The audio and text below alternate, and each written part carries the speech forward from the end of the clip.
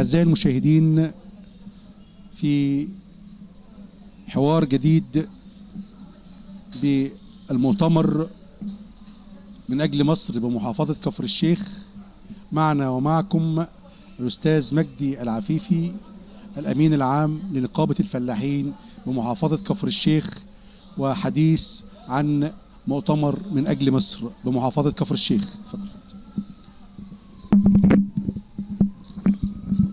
ماشي.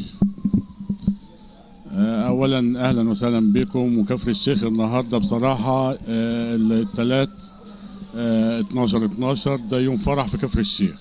ده انا شايف كفر الشيخ النهارده في فرح بصراحه، ومن اجل مصر طبعا كلنا بنضحي من اجل مصر. واحنا طبعا كفر الشيخ وفلاحين كفر الشيخ والنقابه العامه لفلاحين كفر الشيخ اللي قائدها الحاج محمد العقاري، كلنا ضمين صوتنا لسيادة الرئيس وكلنا بندعمه، واحنا بنقول له يا ريس ربنا يعينك وربنا معاك، ويكفي 1.5 مليون فدان اللي انت عملتهم لفلاحين مصر دول. طبعا بيدعمونا دعم كويس، والفلاحين ان شاء الله كلهم برضو 1.5 مليون فدان ده هم ناس خدت فيهم ارض والناس بدأت تشتغل والناس كلها مبسوطة بيه، وربنا يعينك ان شاء الله. واحنا بندعمك لفترة تانية وبنقول لك سير على بركة الله. واحنا مصر وفلاحين مصر وجمهور مصر ومحافظة كفر الشيخ وجمهور محافظة كفر الشيخ كلنا في ظهرك، وبنقول لك ربنا معاك.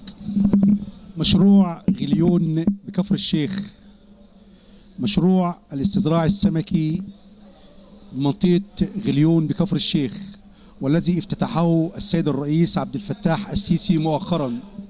هذا المشروع له تداعيات كبيرة وتأثيرات مثمرة على مواطني محافظة كفر الشيخ والقرى والمدن المجاورة لها.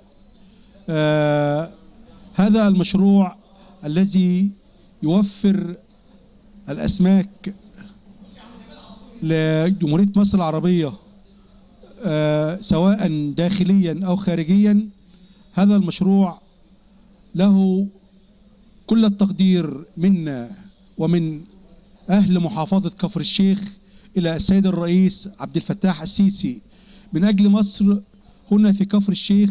هذا المؤتمر الذي نقول فيه للسيد الرئيس عبد الفتاح السيسي مزيدا من المشاريع، مزيدا من التقدم من أجل المواطن في جمهورية مصر العربية. فأهلا ومرحبا بكم أعزائي المشاهدين في من أجل مصر بمحافظة كفر الشيخ.